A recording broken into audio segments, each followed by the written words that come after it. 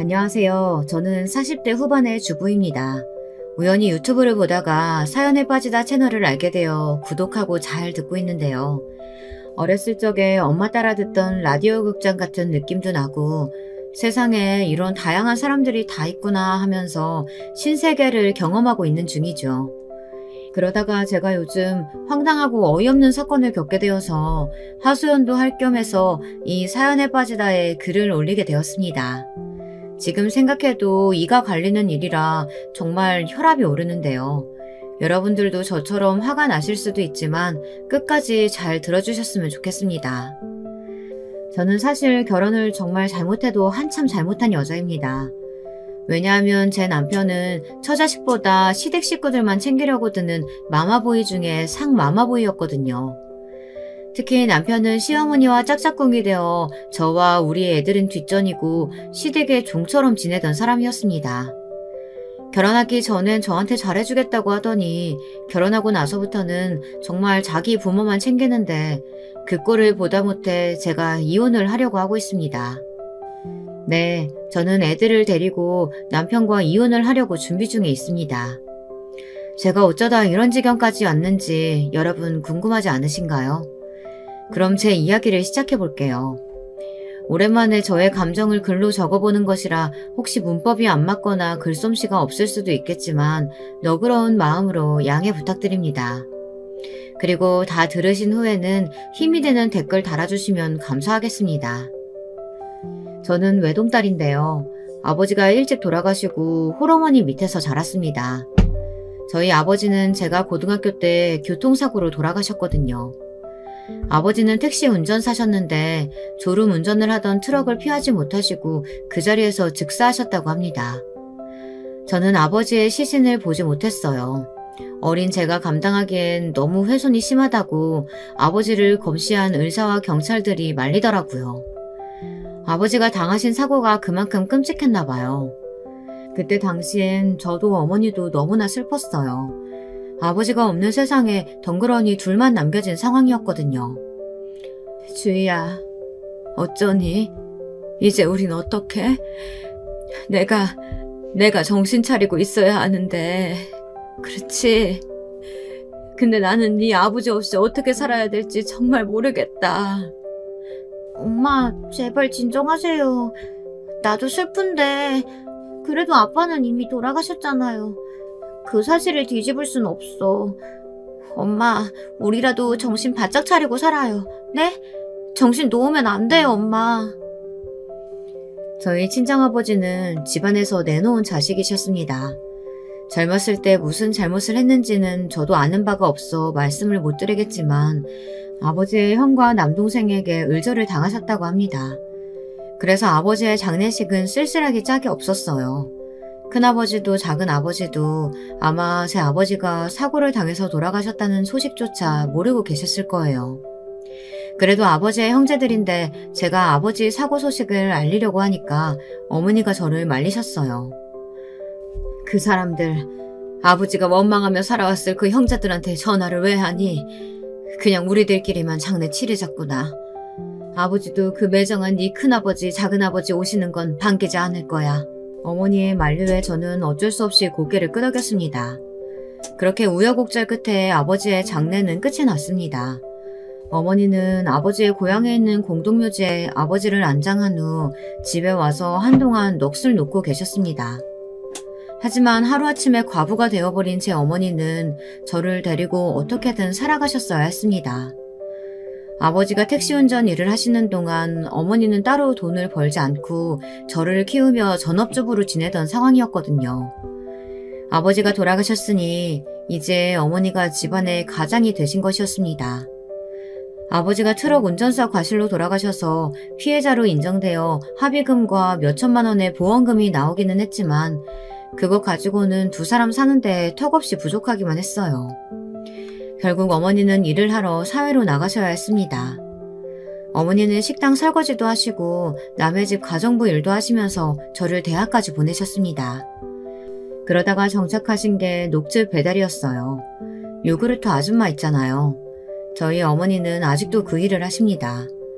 요구르트도 배달하시고 녹즙도 배달하시고요. 아파트마다 돌아다니시면서 요구르트를 팔기도 하시죠. 지금은 제가 일을 하지 마시라고 그렇게 이야기를 해도 소일거리라고 하시면서 계속 나가고 계십니다.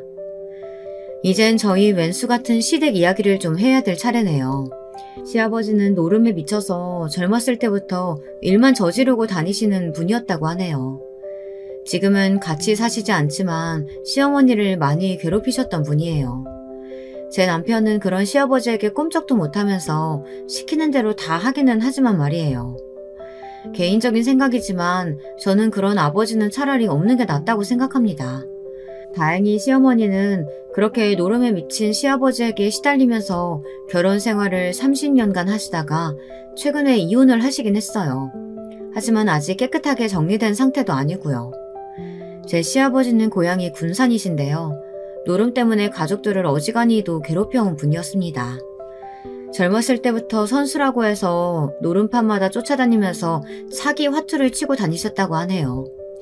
시할아버지 역시 동네에서 안 깨놓은 곳이 없는 노름꾼이셨다고 하니 두 분이서 영화를 한 편 찍어도 될 만큼 유명한 노름꾼이셨대요. 제가 처음부터 이런 시아버지의 이력을 들었다면 저는 이 사람과 결혼 따윈 절대 하지 않았을 테지만 말이에요. 안타깝게도 결혼하고 나서 알게 된 것이니 제가 얼마나 황당했겠습니까.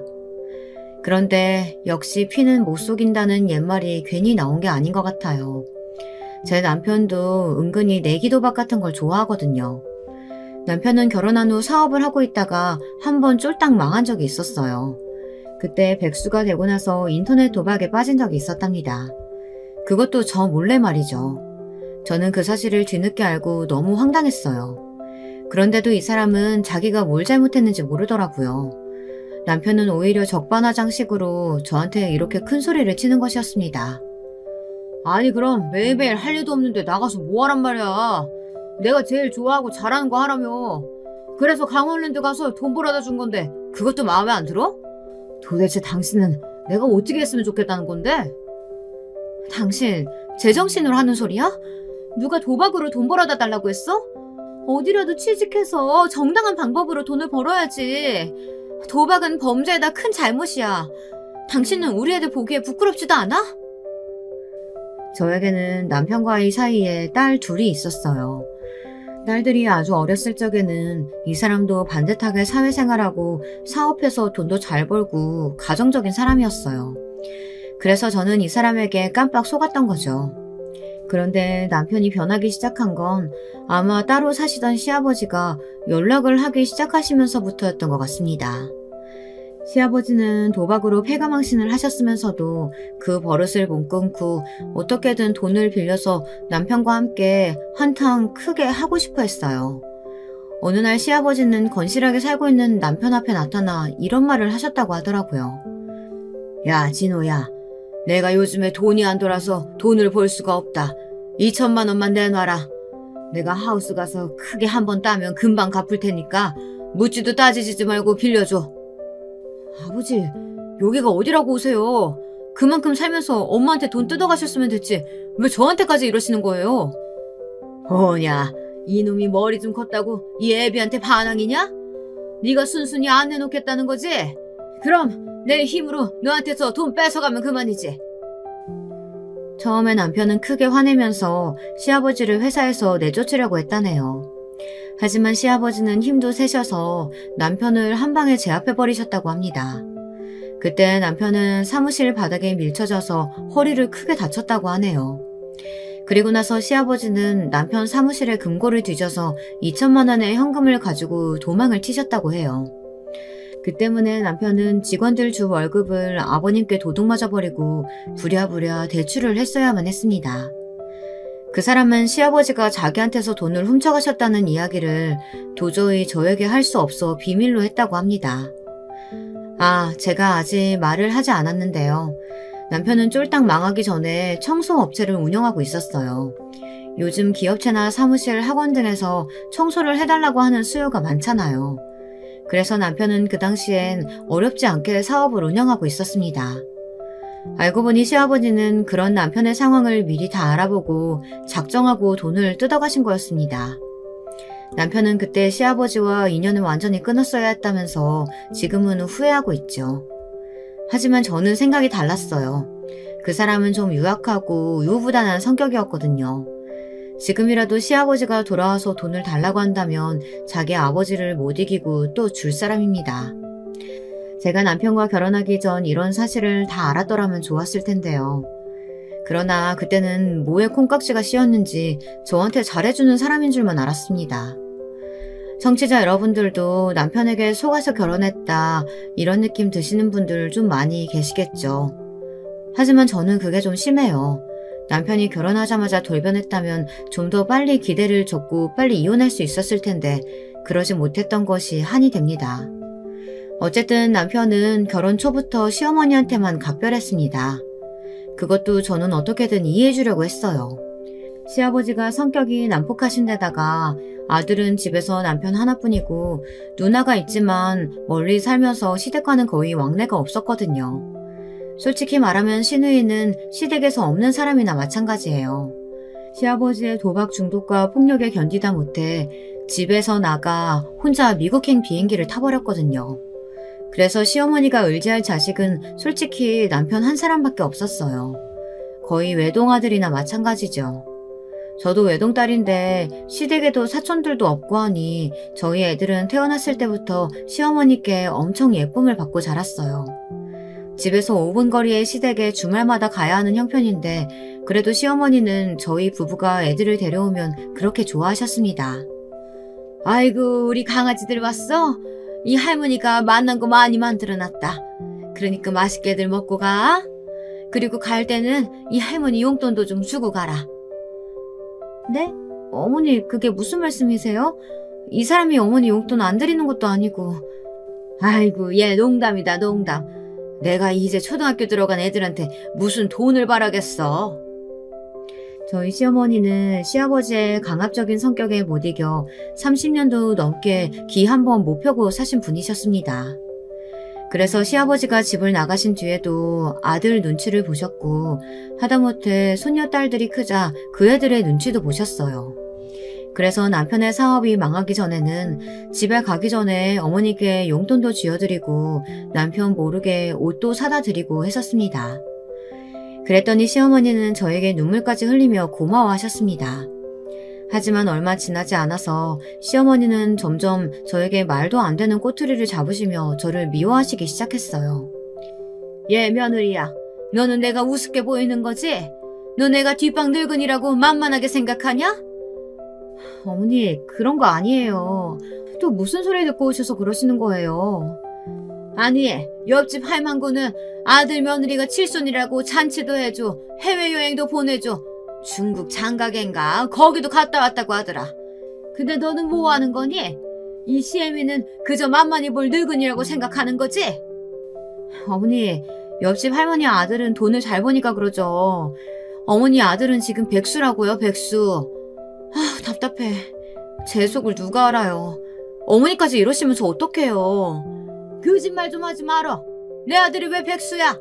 내 아들은 지금 얼마나 돈 잘 벌고 있는데. 이년아, 네가 우리 아들 돈 다 갖다 써버렸지? 지가 펑펑 다 써버리고 우리 아들 등에 빨대 꽂고 살면서 뭐라고? 내 아들이 백수야? 어디서 그런 헛소리 짓거려? 남편은 사업 망하고 백수로 빈둥거리고 있다가 어디서 화투판이나 벌어졌다고 하면 거기까지 원정 가서 몇 날 며칠 화투를 쳤어요. 시아버지와 다시 만나서 아예 손을 잡고 원정 도박을 다니는 모양이더라고요. 그런데 또 꼴에 자기 어머니에게 그런 사실들을 말하기는 싫었던 모양이더라고요. 그래서 시어머니는 제 남편이 아직도 망한 지 몇 년도 더 된 그 청소업체 사장인 줄만 굳게 믿고 계신 것이었어요. 게다가 어머니는 60대 후반부터 가끔씩 마치 다른 사람이 된 듯 저와 우리 딸들에게 화를 내시며 헛소리를 짓거리셨는데요. 그래서 저희 딸들은 할머니가 갑자기 변했다고 하면서 점점 할머니와 거리를 두게 되었습니다. 우리 딸들도 그때 한참 사춘기여서 사실 중간에서 고래싸움 새우 등 터진 것은 저였지만 말이에요. 이쯤 되면 제가 얼마나 답답하고 속이 상했는지 아시겠죠. 딸들은 할머니 집에는 절대 안 가겠다고 난리였어요. 추석 때나 설에도 집에 있거나 친구 만나러 나간다고 하며 할머니 댁에는 아예 발길을 끊게 되었습니다. 그랬더니 시어머니는 명절인데 손녀들이 왜 안 오냐고 하면서 또 저에게 화풀이를 하시는 거예요. 얘야 며느라, 올해 추석 때는 왜 우리 강아지들이 안 오는지 아니? 혹시 너 우리 소녀들 어디다 떼어버리고 왔냐? 이년이 어떻게 이 할미랑 소녀 사이를 떨어뜨려 놓으려고 하는 거야? 너 같은 년은 내 며느리도 아니야. 그냥 마녀 같은 년이야, 이 못된 년. 아니에요, 어머니. 왜 저한테 그러세요? 그 애들이 이제 다 커서 추석 때 할머니 댁에 오지 않겠대요. 그리고 어머니가 자꾸 이상한 말씀만 하시니까 애들이 어머니를 싫어하잖아요. 안 되겠어요. 저랑 같이 병원에 가봐요. 병원을 내가 왜 가? 이 년이 이제는 날 미친 사람 취급까지 하네. 이 못된 년. 네가 먼저 죽어봐라, 이년아. 이렇게 어머니는 저한테 온갖 욕을 내뱉으시면서 급기야 어느 날 저를 마구 때리기까지 하셨습니다. 저는 아무 이유 없이 맞고만 있을 수가 없었어요. 어머니가 달려들자 팔로 맞고 어머니를 제압하고는 정말 병이 아닌가 하는 의심이 들었습니다. 그래서 싫다고 발버둥 치는 어머니를 모시고 정신과에 갔습니다. 그랬더니 의사 선생님께서는 청천벽력 같은 소식을 들려주셨어요. 세상에, 저희 어머니가 치매가 매우 많이 진행된 상황이라는 것이었습니다. 저는 이 소리를 듣고 하늘이 무너지는 것 같았습니다. 생각 좀 해보세요. 남편은 백수에다 시아버지랑 한 팀이 돼서 원정 도박을 다니죠. 시어머니는 60대 후반에 치매가 진행되어 있죠. 게다가 제 딸들은 중2병에 걸린 사춘기가 되었으니 제 속이 정말 속이 아니었습니다. 그때 저도 슬슬 황혼기가 오고 있는 중이었는데 하도 남편과 시부모님한테 시달리고 속을 썩여 갱년기가 다른 사람보다 더 일찍 왔습니다. 40대 초중반에 이미 갱년기 증상이 시작되기 시작한 것이었어요. 여자분들은 다들 아시겠지만 갱년기라는 게 정말 사람을 잡을 만한 것이더라고요.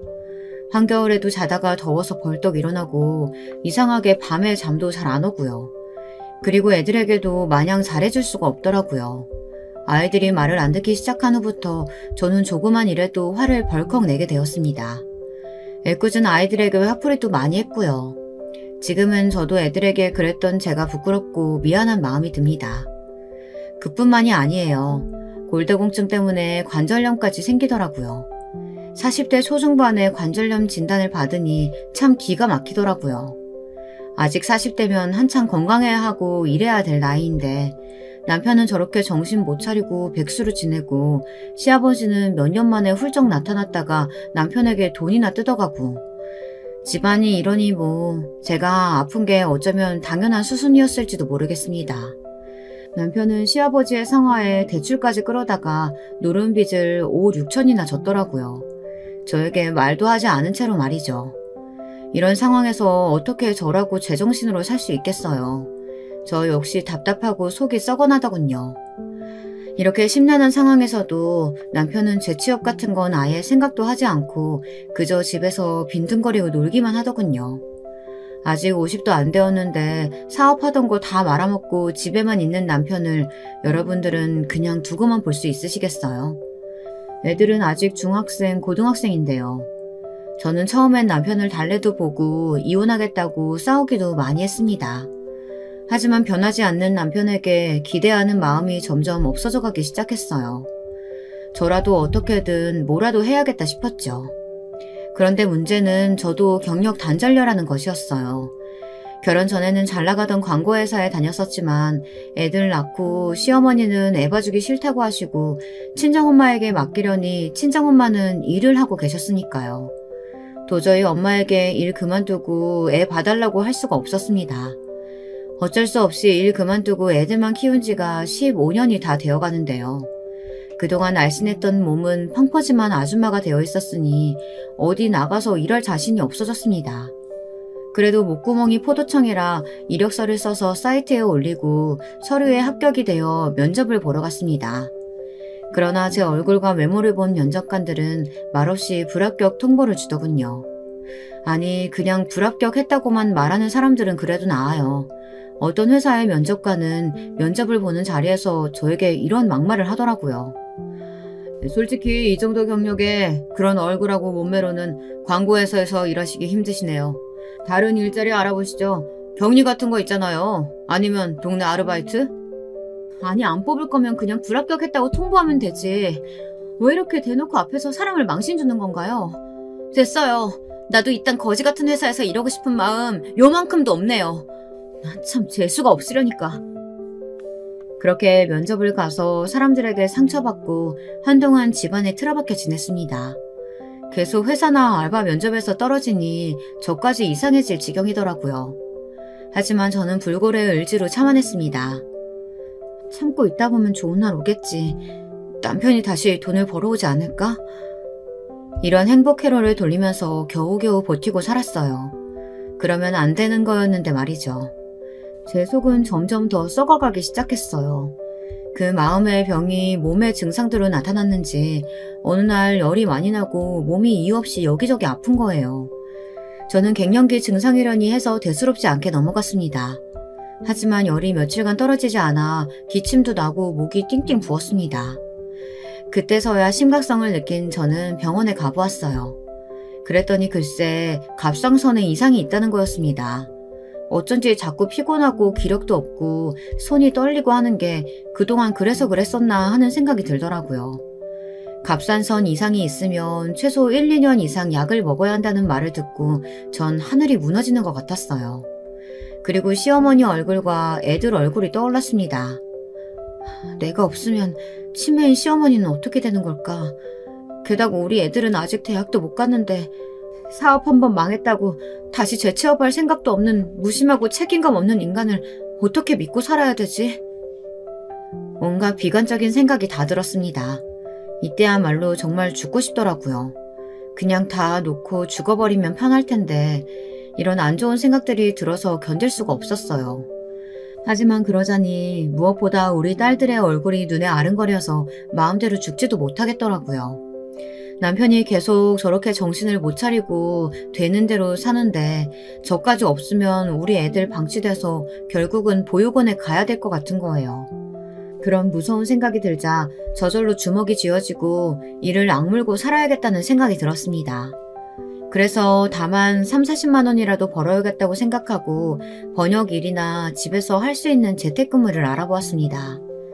그랬더니 몇 가지가 있더라고요. 새벽 5시에 일어나서 빌딩 청소하는 일을 하고 애들이 학교 간 이후부터 열심히 번역 일을 했습니다. 다행히 영어는 잘하는 편이라서 초벌 번역하는 일은 어렵지 않게 따낼 수가 있었어요. 그 돈으로 우리 식구 생계를 유지하고 지냈습니다. 애들이 다니던 학원을 다 끊고 그저 먹을 것만 먹고 최소한의 생계 유지를 하는데도 160만 원이 들더라고요. 그런데 제가 그 고생을 하는 것을 옆에서 보면서도 남편은 여전히 도박에 눈이 멀어 있었어요. 나 돈 필요한데 어디서 2천만 원만 빌려와. 이번 판이 엄청 크거든. 이거 잘 되면 단번에 신분 상승할 수 있어. 이런 거지 같은 집구석 말고 우리도 서울 한복판에 빌딩 살 수 있다고. 그러니까 2천만 원 빌려와. 당신 신용대출 안 돼? 이 미친 인간아. 신용대출이 다 뭐야. 나 아르바이트해서 당신 입에 겨우 풀칠하는 거 몰라? 그런데도 그런 말이 입에서 나와? 이럴 거면 이혼해. 나가라고. 저는 물색 모르고 저런 헛소리를 짓거리는 남편도 싫고 이 모든 것의 시작이었던 시아버지가 그저 원망스럽기만 했어요. 시어머니도 자신이 치매인 줄을 인정 안 하시고 약을 안 먹겠다고 버티고 계신 적이 한두 번이 아니었어요. 매일 저녁마다 시어머니 집에 가서 어머니 잠자리 봐드리고 싫다는 어머니께 억지로 약을 먹여드리고 나왔죠. 이런 지옥 같은 시댁 옆집에서 탈출하고 싶은 생각만 들었습니다. 남편도 전혀 도움이 안 되긴 마찬가지고요. 그렇게 한 1년간 저 혼자 죽을 고생을 했어요. 그동안 몸도 마음도 피폐해져만 갔죠. 내일 당장 쓰러져도 이상하지 않을 몸을 하고는 저는 하루하루 버티면서 살았어요. 그러다가 어느 날 믿기지 않는 행운을 만났답니다. 그 행운이란 건 바로 로또 당첨이 된 건데요. 이 로또 당첨도 제 아버지가 돌봐주신 은혜라고 생각합니다. 어느 날 꿈을 꿨는데 꿈에 친정 아버지가 나오시는 겁니다. 이제는 얼굴도 아른아른 기억나지 않는 친정 아버지가 꿈에 나오다니 저는 너무 기뻐서 아버지를 소리쳐 불렀어요. 그런데 아버지는 아무 말도 하지 않으시고 손을 들어 한 방향을 가리키는 것이었습니다. 저는 아버지가 가리키는 방향으로 무작정 걸어갔습니다. 아버지는 말없이 뒤에서 저를 따라오고 계셨고요. 아버지는 어느 산속으로 계속해서 들어가라고 저를 떠미셨어요. 여기가 어딘데 자꾸 저한테 가라고 하시는 거예요. 아버지, 저 보고 싶지 않았어요? 저는 너무 보고 싶었는데. 하지만 제 말은 아버지께 들리지 않는 듯 아버지는 말없이 산속의 어느 나무 밑을 파보라고 하시는 듯 가리키고 계셨습니다. 저는 그곳을 파보았죠. 그랬더니 커다란 나무 상자가 하나 나왔는데 거기에는 금덩이들이 가득 차 있는 거였어요. 저는 너무 감격해서 눈물을 흘리면서 아버지에게 달려가 안기려고 했어요. 하지만 아버지는 금방 사라져버리고 안 계셨죠. 저는 이 꿈을 꾸고 나서 곰곰이 생각해 보았습니다. 이건 아버지가 저에게 로또를 사라고 계시를 내려준 거다 하고요. 사실 저는 행운 같은 건 믿지 않았던 사람이었습니다. 그저 성실하게 열심히 일해서 번 돈이 진짜이고 도박이나 로또나 같은 거라고 생각했죠. 제 주변에 시아버지나 남편 같은 도박꾼들이 있었기에 더 그런 생각을 고수했는지도 모르겠습니다. 하지만 그때는 아버지가 나온 꿈만 믿고 덜컥 로또를 사버렸습니다. 번호도 자동으로 10장이나 샀어요. 그리고 당첨 발표 날까지 일주일간 미지의 신에게 간절하게 기도를 했던 것 같아요. 제발 저를 이 지옥에서 구해달라고 말이죠. 신은 존재하고 계신 것 같아요. 아니면 제 기도를 들어줄 리가 없었으니까요. 로또를 추첨하는 토요일이 왔습니다. 저는 번역 일도 하다 말고 추첨을 방송하는 TV 화면에 얼굴을 고정시켰을 정도예요. 그때도 남편은 집에 없었습니다. 안 봐도 뻔하지만 또 어디선가 PC방에 가서 인터넷 화투를 쳤겠죠. 저는 손에 땀을 쥐어가며 로또 추첨 방송을 봤어요. 1장, 2장, 3장, 휴지 조각이 된 로또 번호들이 제 손을 빠져나갔습니다. 그러면 그렇지, 내가 이게 당첨되겠어? 하던 순간 TV 화면에 크게 찍힌 번호가 눈에 들어왔어요. 저도 역시 마지막 한 장을 바라보고 있었고요. 계속 로또 번호와 화면에 맞춰보던 저는 놀라 눈을 크게 떴습니다. 세상에 그 마지막 한 장이 무려 1등에 당첨된 것이었습니다. 여러분 믿으실 수 있으시겠어요? 저 역시 너무 얼떨떨하고 믿어지지 않아 제 볼이 아픈 줄 알면서도 몇 번씩 꼬집어봤습니다. 당연히 꿈은 아니었죠. 그날의 1등 당첨금은 무려 26억이었습니다. 저는 이 기쁜 소식을 남편에게 말할까 하다가 금방 마음을 고쳐먹었어요. 저에게 이런 행운이 왔다는 걸 알면 남편은 그 돈 역시 시아버지와 함께 도박에 날려버리겠다는 걱정에서였어요. 이건 안 봐도 비디오인 일이었습니다. 그날 저는 시치미를 떼고 식탁에 앉아 열심히 번역 일을 하고 있었어요. 그런데 저녁 늦게 남편이 화를 버럭 내며 들어오는 것이었어요. 저는 숨을 죽이면서 남편이 뭐라고 중얼거리나 부엌에서 귀를 기울였습니다. 아이씨, 오늘도 돈 잃었네. 거의 다 넘어올 뻔했는데 그놈의 새끼 뭐야? 선수인가? 아니나 다를까 남편은 또 화투에서 돈을 100만 원이나 잃고 집에 왔던 것이었습니다. 저는 너무 답답해서 가슴을 치며 거실로 들어오는 남편에게 소리쳤습니다. 당신 또 내기 도박했어? 어디서 그렇게 또 돈을 잃고 온 거야? 정말 내가 못 살아. 못 산다고. 시끄러. 얼른 밥이나 차려. 배고프니까. 우리 딸들은 어딨어? 아빠가 왔는데 내다보지도 않아 이것들은. 저는 남편의 명령 같은 말투에 불쑥 화가 났습니다. 하지만 남편은 제가 밥을 차려주지 않으면 아무거나 손에 집히는 대로 접시건 냄비건 깨트려버리는 그런 손버릇이 나쁜 인간이었거든요. 그래서 저는 하는 수 없이 시키는 대로 해야만 했습니다. 동네 창피하게 큰 소리 내면서 싸우고 싶지는 않았거든요. 그런데 제 비밀은 어처구니 없이 금방 남편에게 들키고 말았어요. 제가 밥을 하려고 식탁에서 싱크대로 가다가 로또 용지를 그만 바닥에 떨어뜨려 버렸기 때문이었습니다. 남편은 그 용지를 봤나 봐요. 남편은 번개처럼 달려와서 그것을 확 집어버리더군요. 이거 뭐야? 로또? 당신 이런 것도 살 줄 알아? 행운은 믿지도 않는 사람이. 이건 뭐야? 뭐 당첨이라도 됐냐? 이리 내놔. 이건 내 이건 내 돈으로 산 거야. 저는 당첨 사실이 들킬까 두려워 얼른 남편 손에서 로또 용지를 도로 뺏어갔어요. 그리고 그 사람이 탐내지 못하게 얼른 제 핸드백 속으로 넣어버렸습니다.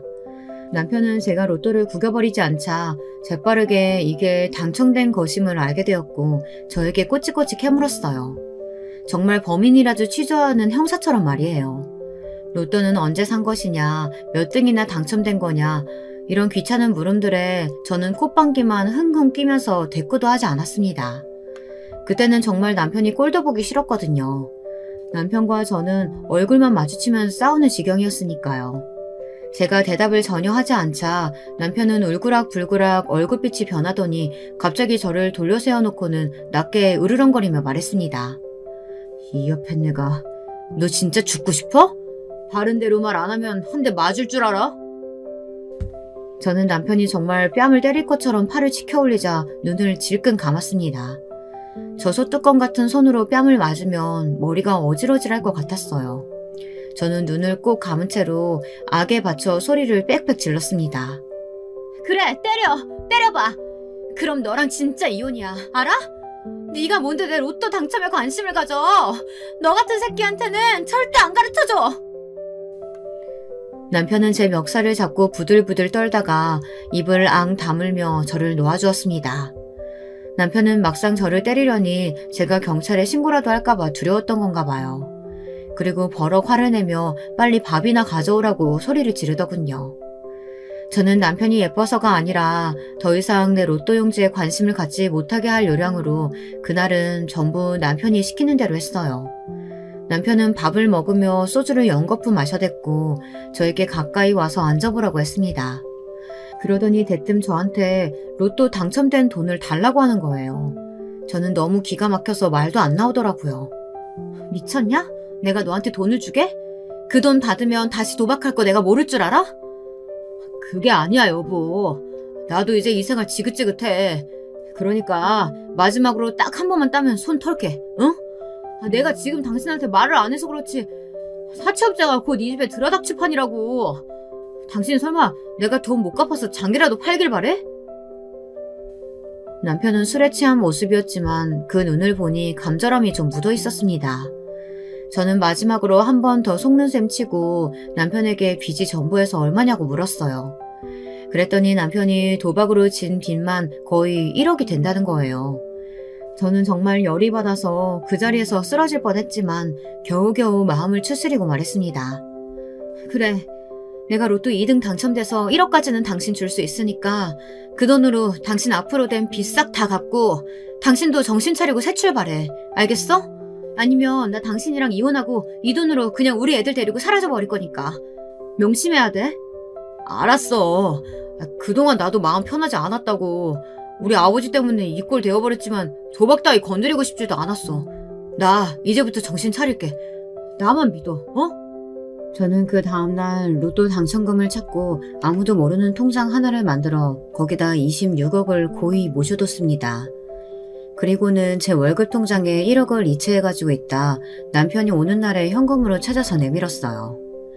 남편은 많은 액수의 돈을 보자 얼굴색이 변하면서 화색이 돌았습니다. 그리고 눈을 반짝이며 저에게 이게 다냐고 물었습니다. 저는 당연히 그렇다고 얘기했죠. 남편에게 죽어도 1등 당첨되었다는 말은 안 할 작정이었거든요. 아직 남편을 100% 믿는 상황도 아니었고요. 남편은 기뻐하면서 저를 끌어안고 막 얼굴을 들이대며 뽀뽀를 하려고 하더라고요. 너무 징그러운 생각에 남편을 확 밀어버리고 안방으로 들어갔어요. 돈을 주니까 갑자기 친한 척 하는 것 같아 그런 남편에게 정이 뚝 떨어지더라고요. 1억을 받고 남편은 며칠간 좀 조용히 지내는 것 같았습니다. 집에서 빈둥대기는 했지만 최소한 나가서 인터넷 화투를 치거나 도박으로 돈을 잃고 오는 일은 없었습니다. 저는 집에만 있는 남편이 꼴도 보기 싫었어요. 빚을 갚으라고 돈을 줬지만 여전히 정신 못 차리고 취직할 생각은 안 하고 있었으니까요. 며칠 동안 남편이 하는 행동을 두고 보다가 저는 아예 이참에 남편에게 이혼을 공식적으로 선언해야겠다고 마음먹었습니다. 왜 그랬느냐고요? 남편이 저 몰래 시아버지의 도박 빚을 갚아준 것을 알게 되어서였어요.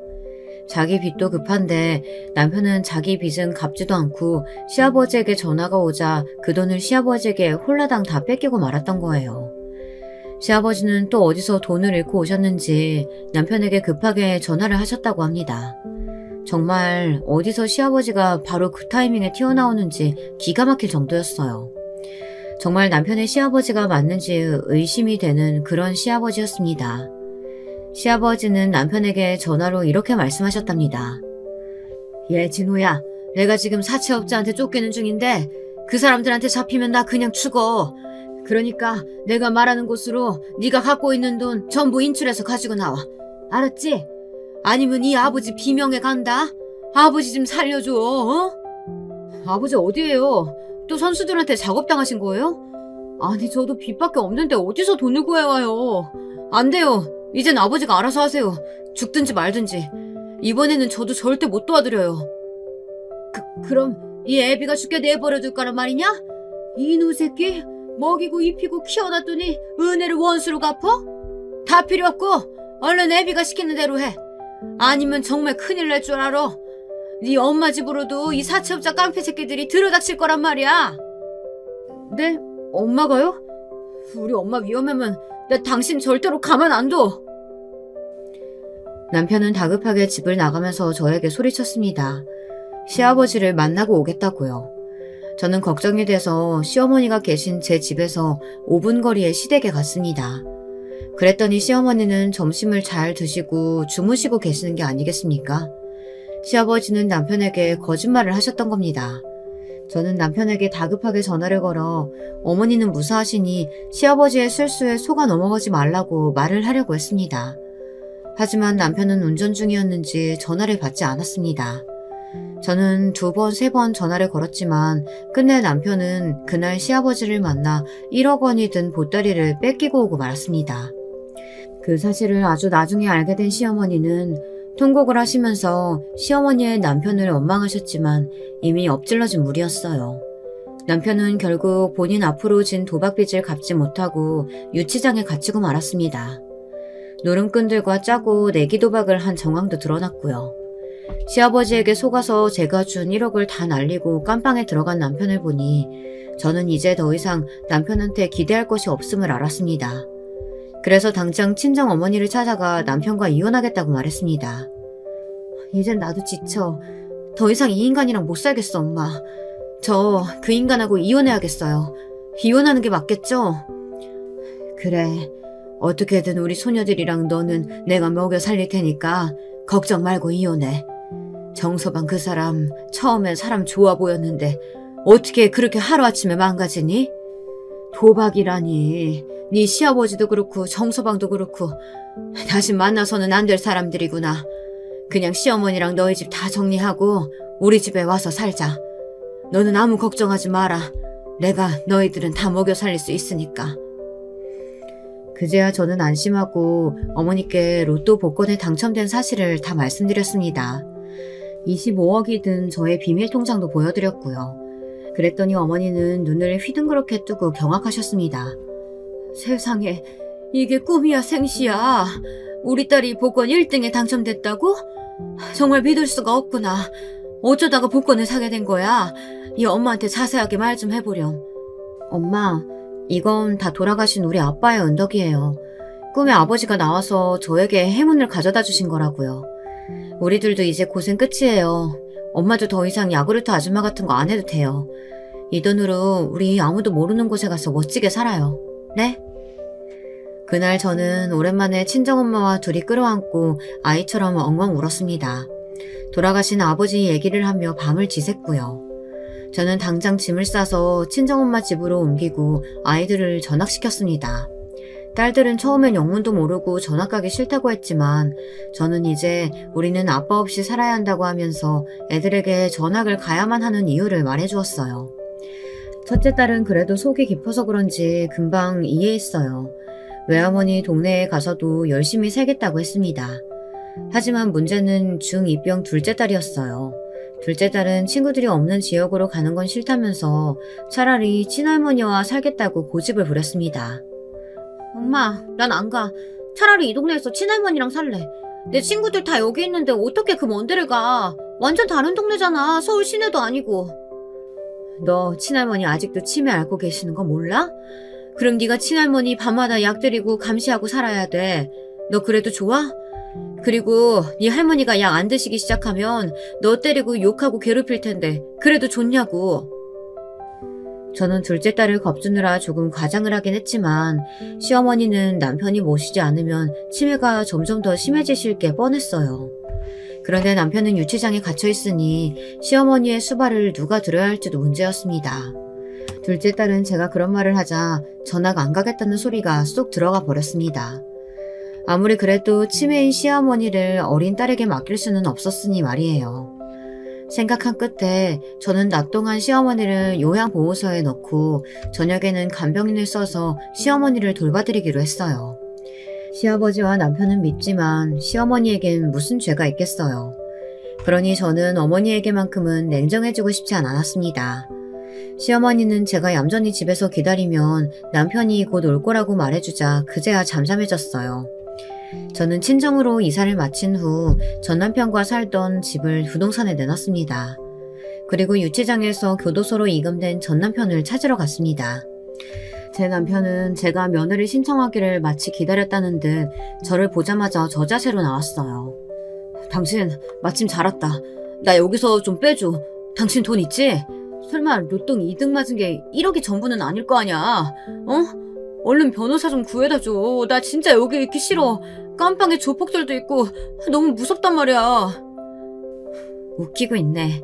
이제 와서 누굴 탓해. 다 당신이 저지른 사고야. 그러니까 얌전히 재판받고 징역 살고 나와. 그리고 나 당신이랑 이혼할 거야.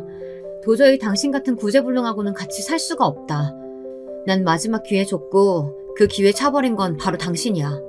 그러니까 이 결과도 다 당신이 만든 거라고. 뭐라고? 이게 말이면 단줄 하나. 야, 이주희, 너 일로 와. 내가 여기서 나가면 너 찾아내서 정말 죽여버릴 거야. 이혼 같은 소리 하고 있네. 어디서 이혼이야? 나는 절대 그렇게는 못해줘. 제가 마치 훈계하듯 남편에게 말을 하자 남편은 열이 받았는지 찰장을 흔들며 소리를 지르기 시작했어요. 저는 그러건 말건 귀를 막고 깜빵의 면회실을 뛰쳐나왔습니다. 남편은 철장 안에서 난동을 부리다가 교도관들에게 제압당해 끌려가 버리더군요. 이제는 벌어져 버린 일이고 이혼은 기정사실이 되었습니다. 저는 남편에게 눈곱만큼도 미련이 남아있지 않았거든요. 남편은 나중에 시아버지가 도박으로 딴 돈을 들고 찾아와서 보석을 신청해 주셨다고 합니다. 그래서 감옥에서 겨우 풀려났다고 했습니다. 저는 남편이 수감된 지 한 달 만에 가정법원 앞에서 남편을 만났습니다. 남편은 제 얼굴을 보자마자 입을 삐죽거리며 비웃듯이 물었어요. 야, 이 나쁜 년아. 그래, 나 버리고 도망가듯이 이사 가서 이렇게 이혼하게 되니까 속이라도 시원하냐? 나도 너 같은 거랑 같이 살 생각 없어. 이거 왜 이래? 나중에 내가 하우스 크게 한번 따면 내 발밑에 꿇어서 엎드려도 너 같은 건 다시는 안 받아줘. 그러니까 생각 잘해라. 그럴 생각 눈꼽만치도 없어. 내가 미쳤니? 똥차 같은 너한테 다시 기어들어가게? 나는 너도 니네 집안 식구들도 다 지긋지긋해. 그러니까 나 절대 따라올 생각하지 마. 너 같은 새끼 얼굴 보기 싫어서 캐나다로 이민 갈 거니까. 그리고 저는 남편의 귓가에 통쾌한 마지막 말을 속삭여줬어요. 사실 로또 2등이 아니고 1등이었다고 말이죠. 그리고 1등 당첨금은 무려 26억이었다고요. 그 말을 듣는 남편의 얼굴이 흑빛으로 변했습니다. 그 일그러진 얼굴을 보는 저는 사이다를 마신 듯 시원한 통쾌함을 느꼈습니다. 남편은 갑자기 비굴하게 제 다리를 붙잡더니 대낮에 부끄러운 줄도 모르고 애원을 하는 거예요. 이대로 이혼할 거냐고 애들 생각 좀 하라면서요. 돈이 세상 무섭긴 무서운 모양이에요. 방금까지 저한테 욕을 퍼부으면서 당당하던 남편이 돈 26억 때문에 제 발밑에 엎드려서 제발 이혼만은 하지 말아달라고 싹싹 빌고 있는 것이 통쾌하면서도 씁쓸한 생각이 들었습니다. 하지만 그 사람이 변하지 않는다는 거 저는 잘 알고 있거든요. 특히 남편은 제가 다시 받아준다면 저를 어떻게든 속여서 제 돈을 훔쳐서 달아나겠죠. 그리고 다시 시아버지를 만나 도박에 다 꼬라박을 게 뻔했습니다. 제 친정 아버지가 돌봐주셔서 받은 그 피 같은 돈을 그렇게 허무하게 날려버릴 수는 없었어요. 저는 매달리는 남편을 사정없이 발로 차버리고 얼른 달아나듯 법원에서 나왔습니다. 그것으로 저는 그 지긋지긋하던 남편과 시댁 인간들의 틈에서 무사히 빠져나올 수 있었습니다. 저는 지금 그 당첨금 26억을 어떻게 해야 할까 고민 중에 있어요. 일단 이자가 가장 센 은행에 정기 예금에 넣어놓고 이자를 받아서 살고 있기는 합니다. 하지만 돈이 너무 많아도 고민이 되긴 하더라고요. 벌써 전 남편이 저에게 다시 돌아와 달라고 난리예요. 저는 핸드폰 번호도 바꾸고 저희 친정엄마 집도 이사를 했습니다. 하지만 어떻게 알았는지 전 남편은 끈질기가 저한테 협박 문자를 보내고 받으면 끊어버리는 무서운 전화를 걸고 있습니다. 이런 것도 요즘은 스토킹 처벌법으로 신고가 된다고 하던데 여차하면 저는 전 남편을 신고해버릴까 생각하고도 있습니다. 여러분들 제 이야기 어떠셨나요? 로또 당첨이 되는 행운은 세면서 벼락 맞을 확률보다 희박하다고 해요. 그러나 저는 그런 행운이 제 인생에 찾아왔습니다. 이제는 저도 좀 새 삶을 즐기면서 살 생각입니다. 남편의 사업이 망한 이후부터 좋은 일이라고는 하나도 없었는데 드디어 제 불행했던 인생에도 볕이 들어오게 된 것 같습니다. 저는 지금도 제 돌아가신 친정아버지께 감사합니다. 저희 아버지가 꿈에 나오시지 않았다면 저는 아직도 치매인 시어머니를 모시면서 남편을 닥달하고 시아버지에게 돈을 뜯기면서 불행해하고 있었을 테니까요. 저의 길고 긴 이야기는 여기서 끝을 맺을게요. 여러분, 제가 마냥 착하게 살지만은 않았어요. 하지만 아버지가 저를 불쌍하게 여기셔서 저에게 새로운 인생을 시작하라고 복권 당첨을 내려주셨다고 생각해요. 그러니 앞으로는 다른 불쌍한 사람들에게 베풀기도 하고 제 딸들도 잘 키우면서 제게 열린 제2의 삶을 살아나가려고 합니다. 그러니 여러분들도 저에게 응원 한마디씩 보태주셨으면 좋겠습니다. 비도 오고 날씨가 많이 쌀쌀해졌어요. 청취자분들 감기 조심하시고요. 저의 두서없는 긴 이야기 들어주셔서 정말 감사드려요. 여러분들 가정에도 행복만이 가득하시길 바랄게요.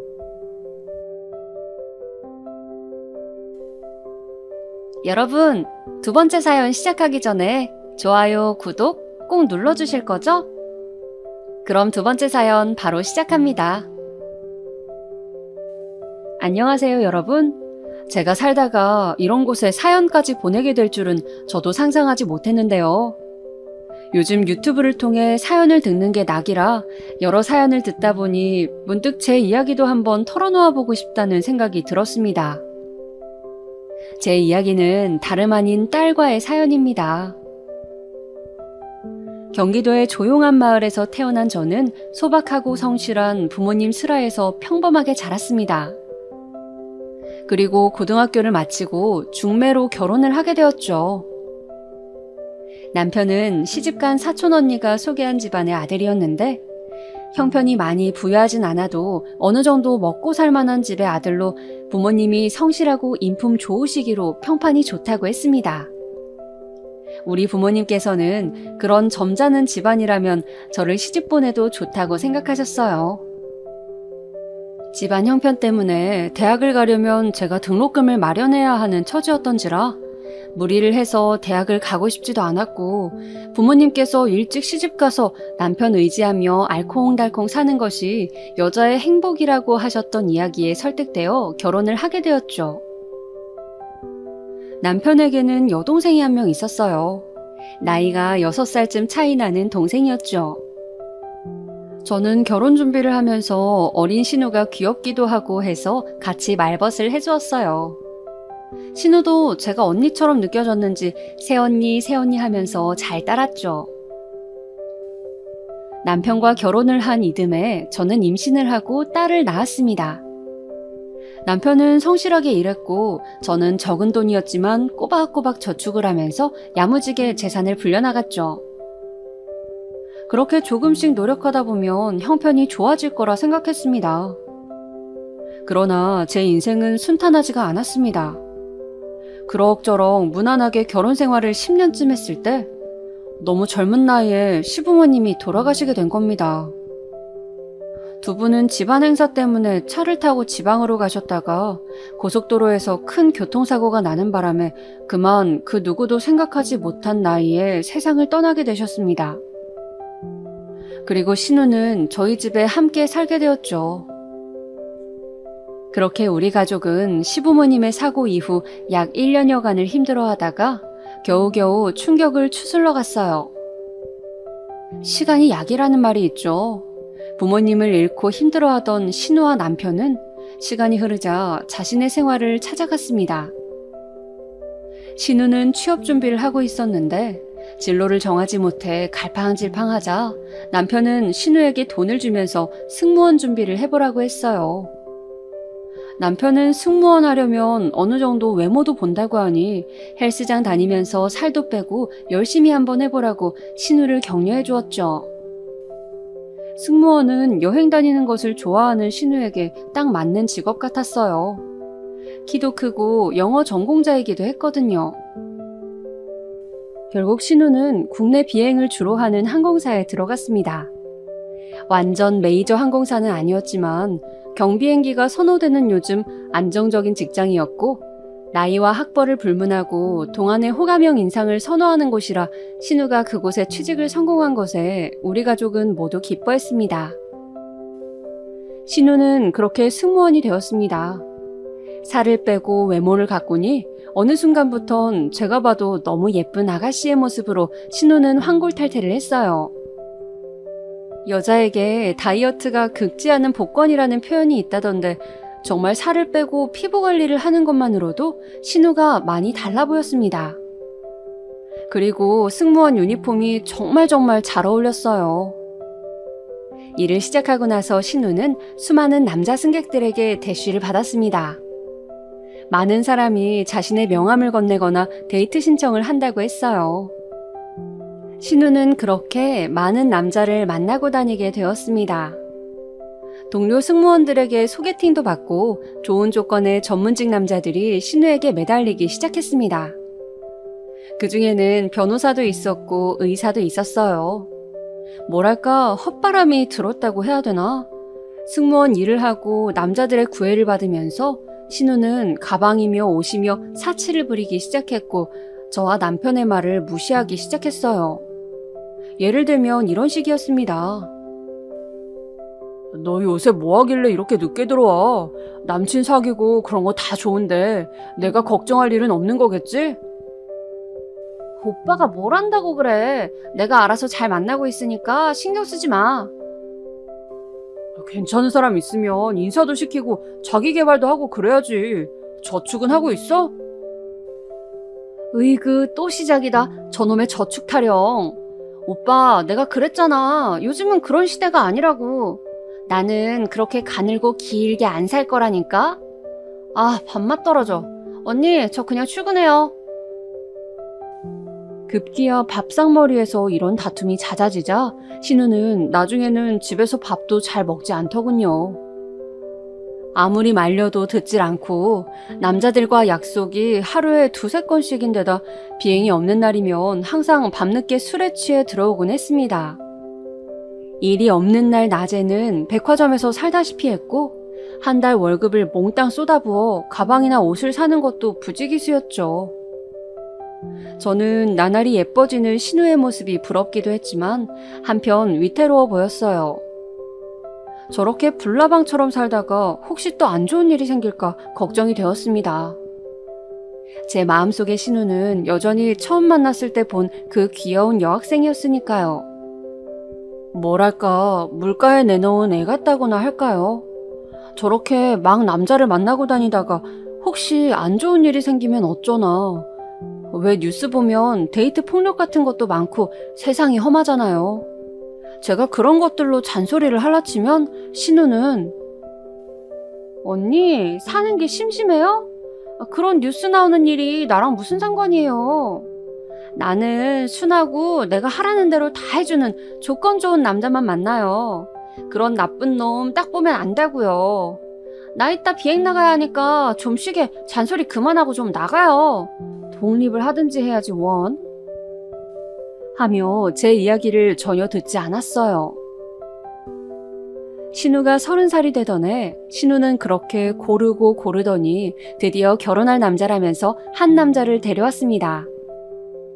신우가 고른 남자는 강남의 병원을 개원한 피부과 의사더군요. 나름 인물도 괜찮고 성격도 순해 보였습니다. 시댁 역시 많이 부유해서 신우에게 잘해주신다고 하고 신우는 신접살림을 강남 쪽 신축 아파트 40평대에서 시작한다고 했어요. 골 때리는 것은 사실 신우가 가장 오래 만나온 남자가 있었는데 그 남자 대학 동기라는 것이었어요. 신우는 마지막까지 두 의사를 저울질하다가 한 명을 고른 것이었고 이 두 명의 남자들은 전혀 양다리 사실을 모르고 있는 것이었습니다. 저는 신우에게 양심이 없냐고 말하고 싶었지만 차마 가족인지라 그렇게까지 말하진 못하고 혼자 혀를 찼습니다. 남에게 모질게 하면 다 돌아오는데 나중에 그 업보를 어떻게 감당하려고 저러나 참 이해가 되질 않았죠. 제가 그런 마음이든 말든 신우는 차버리니 남자 따위는 안중에도 없고 결혼으로 자신의 인생이 얼마나 달라질 것인지 앞으로 펼쳐질 사모님 라이프에 대한 기대로 들떠 있었습니다. 그렇게 호텔에서 마치 연예인처럼 호화로운 결혼식을 올린 신우는 결혼 후 직장을 그만두고 아기를 가지기 위해서 노력했습니다. 시댁에서 아들이든 딸이든 빨리 아기를 가졌으면 한다고 원했기 때문이죠. 한 6개월은 그냥 배란일 테스터기를 사용해서 아기가 들어설 수 있는 날에 잠자리를 가진다고 하더니 신우는 요새는 1년을 그렇게 노력하다가 몸을 따뜻하게 해준다는 한약도 먹고 또 나중에는 결국 시험관까지 시도하게 되었습니다. 나님도 여러 가지 복잡한 것들이 있어서 병원을 다니고 스스로 주사를 놓는 것도 있다는데 신우는 한동안 보기에 딱할 정도로 굉장히 예민해져 아기를 가지기 위해서 노력했어요. 그러다 드디어 임신 소식을 전해왔습니다. 쌍둥이라고 하는 것이었어요. 저와 남편은 무척 기뻤습니다. 신우가 아기를 원했는데 드디어 소식이 들려왔으니까요. 사실 당장 안 생기더라도 자연스럽게 놔두면 들어서기도 하던데 신우는 아무래도 시댁에서 너무 압박을 주니까 견디기 힘들었던 모양이었습니다. 신우는 그렇게 임신 기간을 조심 또 조심하면서 지냈어요. 그런데 4개월이 채 되지 않을 무렵 신우에게 전화가 왔습니다. 언니, 새언니. 아가씨 왜 그래요? 새언니, 나 지금 병원인데 우리 아기들이, 내 둥이들이. 아기들이 유산이 되어버린 것이었습니다. 신우는 그 후로 한동안 자리 보존하고 집에서 두문불출하며 밖으로 나오질 않았어요.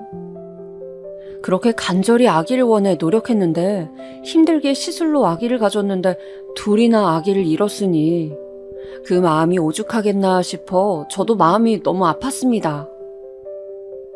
그렇게 1년여를 소식이 뜸한 채로 신우를 걱정하면서도 자주 들여다보지 못한 채 저도 제 딸을 키우며 정신없이 살고 있었어요. 그런데 신우에게서 갑자기 연락이 왔습니다. 저한테 자신이 너무 힘들어서 그러니 주말에 봉사활동을 같이 해보고 싶다고 했어요. 무슨 봉사냐고 하니까 어린 아기들을 돌보는 봉사라고 하더군요. 저는 신우가 조금 나아졌나 보다 싶어서 알았다고 했습니다. 그렇게 저와 신우는 미혼모들의 아기를 돌보는 봉사활동을 시작하게 되었어요. 원래는 그 봉사활동도 아기를 키워본 사람에게 주로 맡겨지는 일인데 알고 보니 천주교에서 운영하는 미혼모 시설에 신우가 특별히 부탁을 해서 자신이 이런 사정으로 아기를 잃었는데 미혼모 아기들을 돌보며 좀 마음을 치유하고 싶다고 잘 아시는 신부님께 특별히 부탁을 드려 봉사활동을 하게 되었다고 했습니다. 저는 저 살기 바빴던 사람이라 봉사는 처음이어서 걱정이 되었지만 막상 가서 아기들을 보니 너무나 예쁘고 귀여웠어요. 초등학생이 되어버린 딸, 어릴 적도 생각이 나고 입가에 절로 미소가 지어졌습니다. 신우는 신우대로 서툰 손길로 아기들을 열심히 돌봤어요. 기저귀를 갈고 분유를 먹이고 안아서 트림을 시키고 저는 신우가 아기들을 보며 미소 짓는 모습을 볼 때마다 봉사를 시작하기를 참 잘했다 싶었죠. 그렇게 봉사하기를 6개월이 지났을 때 신우가 갑자기 저한테 입양을 하고 싶다고 했어요. 새언니, 입양에 대해서 어떻게 생각해요? 입양이요? 네, 여기 와서 아기들을 보니까 이렇게 부모가 누군지도 모른 채로 어릴 때부터 시설에서 자라는 애들도 많은데 너무나 예쁘고 사랑스러운데 입양을 하면 어떨까 싶어서요. 어차피 저는 아기를 가지기 힘든 몸인 것 같고 남편은 예전부터 입양에 대해 좋게 생각하는 편이었거든요. 남의 자식을 키운다는 건 근데 말처럼 쉬운 일만은 아니에요. 신중하게 생각해봐요, 아가씨. 저는 그런 말밖에는 할 수가 없었죠.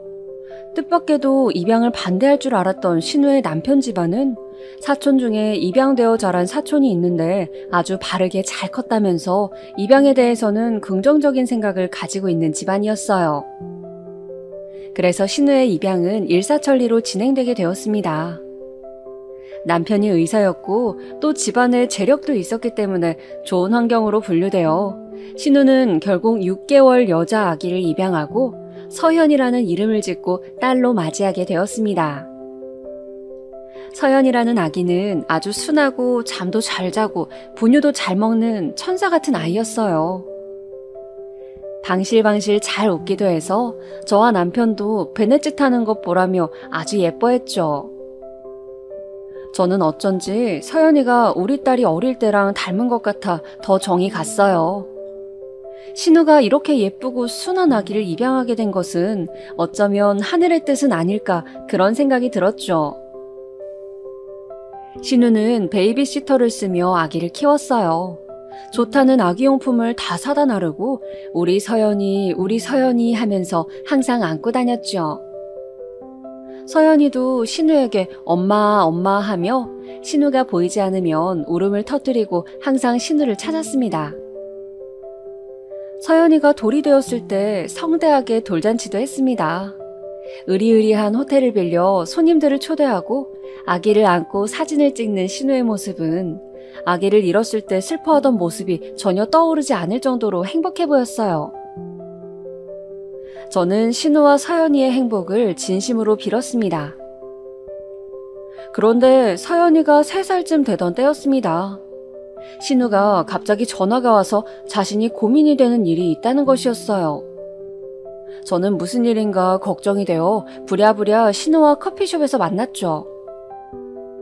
아가씨, 일찍 왔네요. 이 집은 바닐라 라떼가 맛있는데 어쩐 일로 오렌지 주스를 시켰어요? 아, 그냥 커피를 한동안 마시면 안 될 것 같아서요. 그런데 무슨 일이에요? 실은 언니, 나 임신한 것 같아요. 신우는 활짝 웃으며 저에게 임신을 한 것 같다고 말하는 것이었습니다.